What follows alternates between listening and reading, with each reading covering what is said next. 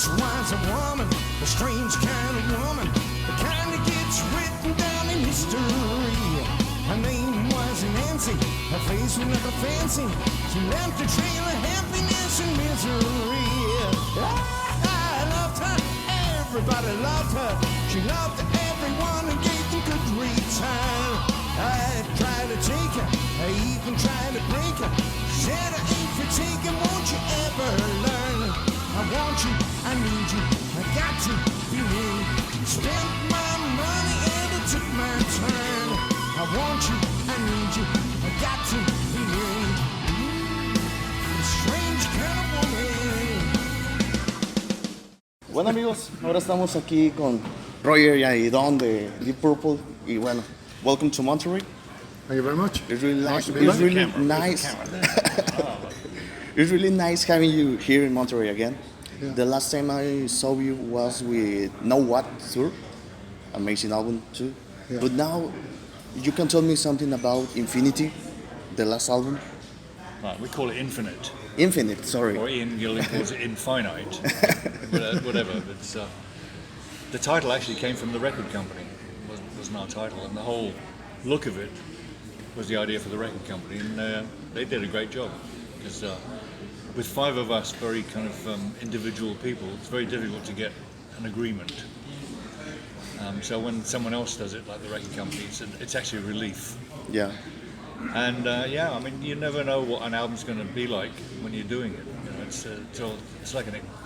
it's always a giant experiment. Yeah. You start off like an artist with a blank canvas. What's going to go on it? Well, we don't know until we just start working. You can't think ahead. We don't have a meeting and say, right, let's do an album that is this and this and this. It's cool. It's impossible. It's of the moment. You see where the music takes you.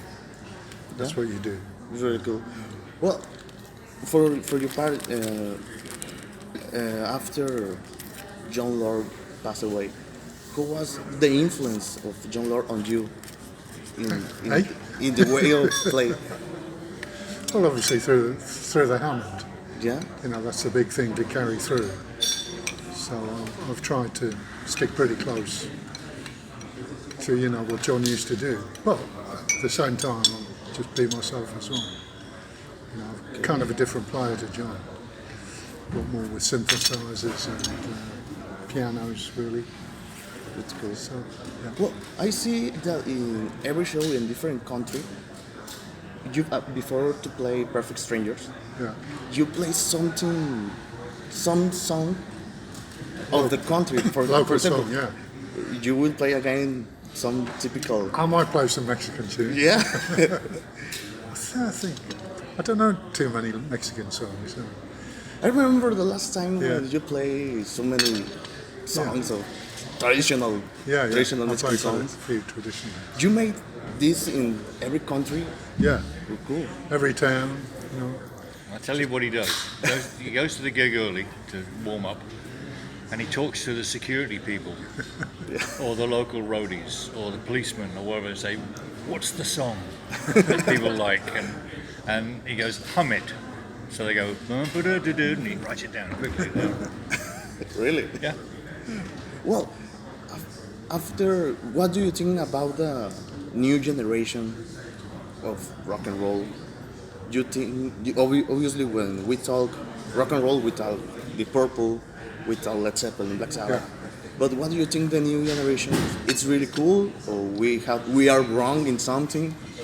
Well, first of all, there's two kinds of music. There's pop music and there's rock music. Yeah. And they obviously have something to do with each other, but they're very different. And it's also a different time now.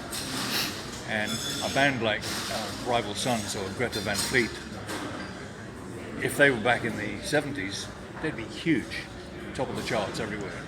But it's a different world, and it's now a world of streaming and a world, Note to speaker. and a world of likes. You know.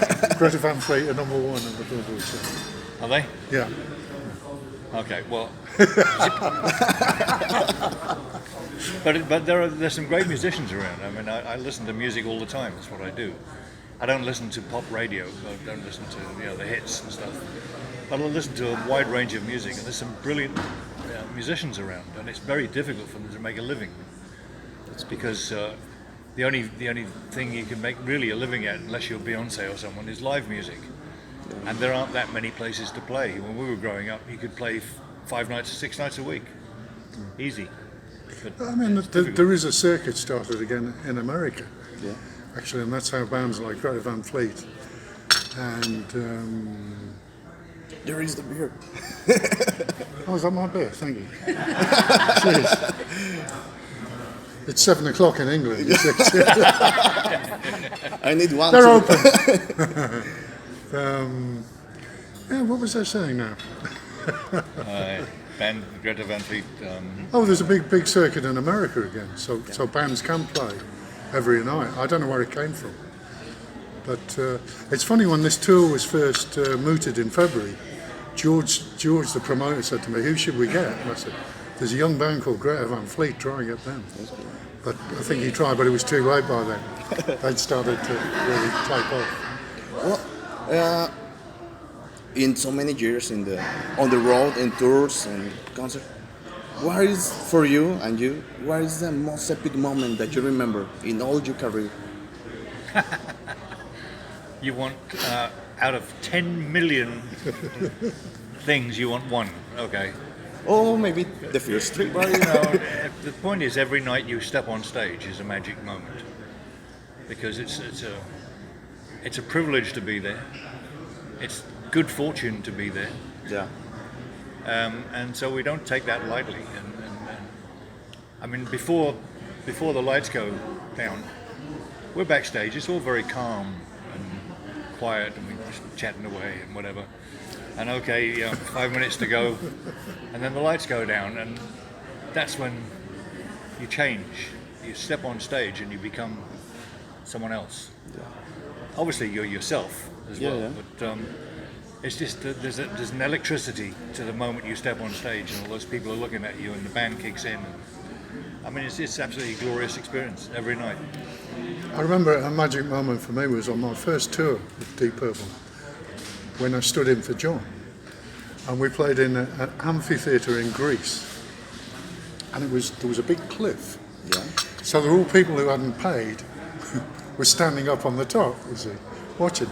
And I remember I was playing the keyboard solo, and I was playing Zorba the Greek or something, and I could see them all rocking up on top of the cliff, and somebody fell off. Right. But there was a net. That's right. I remember that. But and there was a full moon behind him. And I remember this guy doing that, and off he went, but the net caught him. There was a net at the bottom sticking out, and he was all right.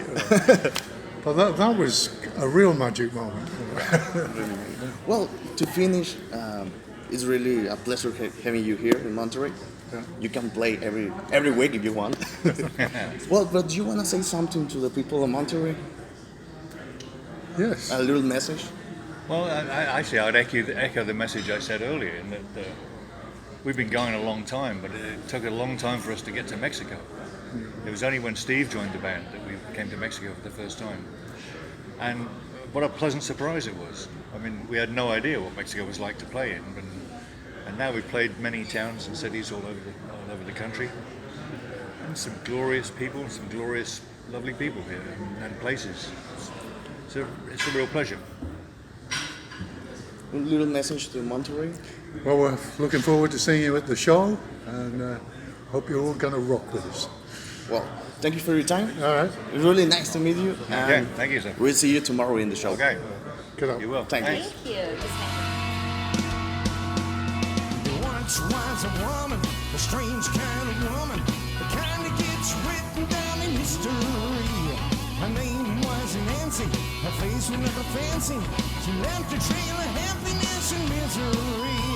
I loved her, everybody loved her. She loved everyone and gave them good return. I tried to take her